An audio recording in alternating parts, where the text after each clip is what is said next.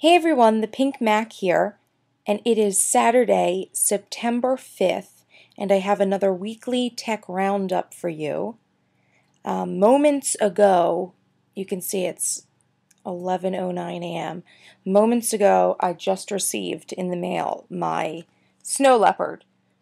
So it was actually 2 days late. Apple said it was going to get here on the 3rd and actually got here the 5th, but it was coming from California.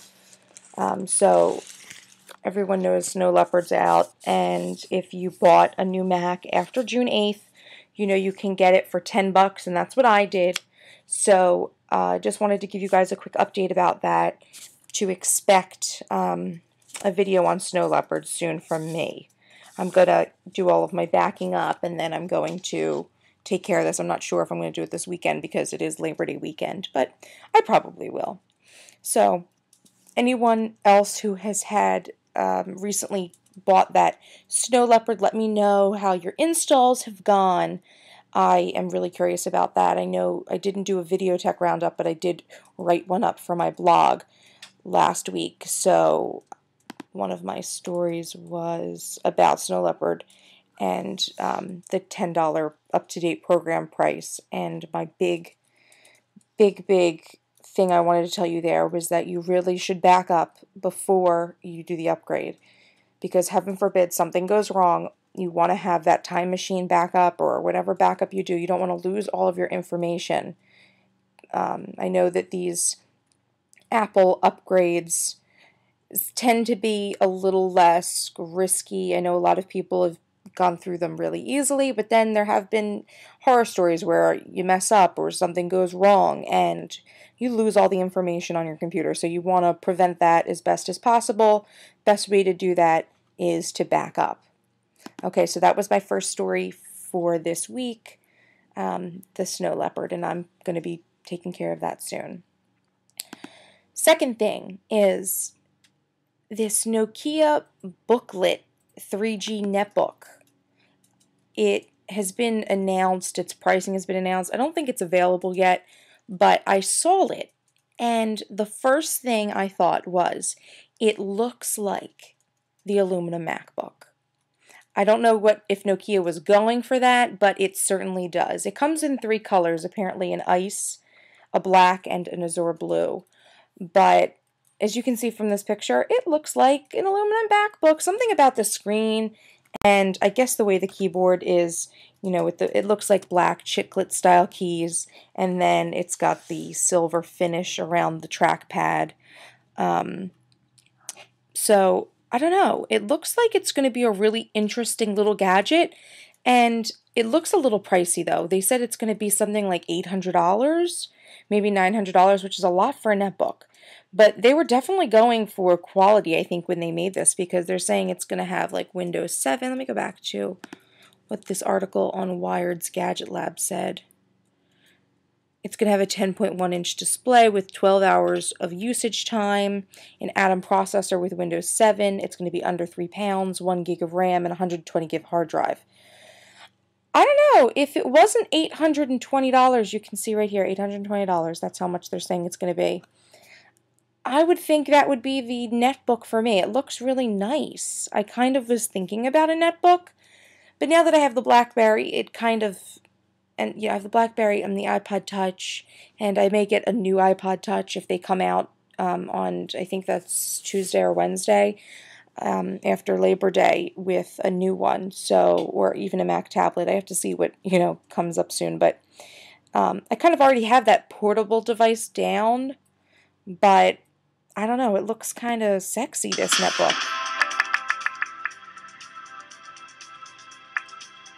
And you can see down here I've got the little YouTube video playing, but I don't know. I may really be attracted to this netbook. Maybe because it looks like a Mac, and it's maybe the closest thing we will get to a Mac netbook. Obviously, it won't be, you know, running OS, but it'll be OS X, but it will, it's definitely really cute, I think. So I don't know. Just thought I would mention it. I just look at it and I see a MacBook.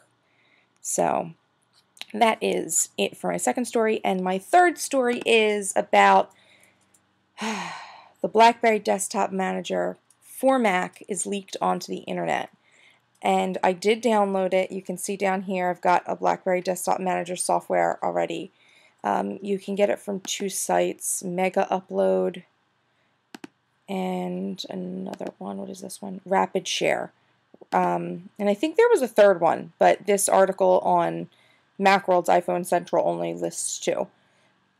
I got mine from that Mega Upload. So I'm actually going to minimize this, and let's just do a quick run through of this Blackberry software. It was really easy to use.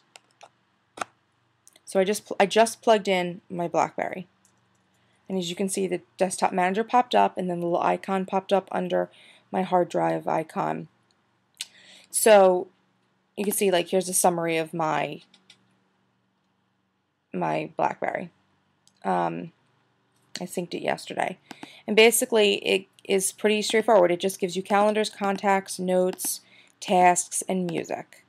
And see, it says there's this little sync button. You can either choose to sync it or not to sync it, and I've chosen to sync everything. On top of that, I've got all of my music, not all of it, but I put like a playlist on there because I don't want to eat up I only have a 2 GB SD card in there, but I didn't want to eat up all that memory since I do have iPods, so I wouldn't really use this for music playing unless I was in a jam. But let me tell you, I did the sync. It was awesome. Everything is on there.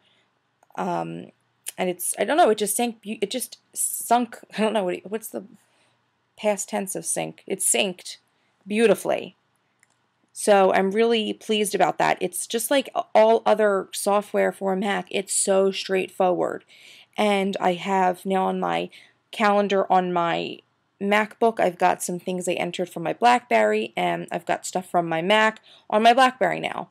So everything syncs together. I really am pleased with it. I had absolutely no problems. All I did was plugged in the Blackberry, it popped up, and then I clicked the syncing that I wanted to do, you know, sync contacts. You have to go in and change all of them because the default for me was not to sync. But I synced everything, and then I hit the little sync button up here, and it's all there, which is awesome. I'm also really impressed about the syncing of the music. I'm not really sure how they did this because I thought that you couldn't use iTunes songs on another media player, but apparently you can because it did sync with my iTunes. So I'm really impressed with this, really glad that this came out. Really glad I bought the Blackberry now because now I can actually use it. And actually, now that this is syncing, I might actually be able to find a new way to tether my Blackberry to my Mac now that there's this desktop software that actually lets the 2 devices, you know, sync up and talk to each other. So that's really good. Okay, everyone, that's it for the Weekly Tech Roundup. If you want to get this Blackberry Desktop Manager, I'm going to throw up the links on the sidebar. I also downloaded, you know, I have a copy of the DMG file that I'm going to hold because I don't know how long this, you know, first version is going to be out there. They may pull it, they may not, but just in case, if any of my subscribers want it and you can't find it in the future, I'm going to hold on to it for a while, and at least until they actually officially release something, just in case anybody wants it who didn't get it. So thanks for watching this Weekly Tech Roundup. Make sure you subscribe to my YouTube channel, Miss Trenchcoat. You can still IM me on my AIM screen name, the Pink Mac blog, and feel free to message me, email me with your questions, whatever, and let me know how everything's going with your Blackberries, your Snow Leopard, how you feel about that Nokia booklet. So thanks for watching, guys. Bye.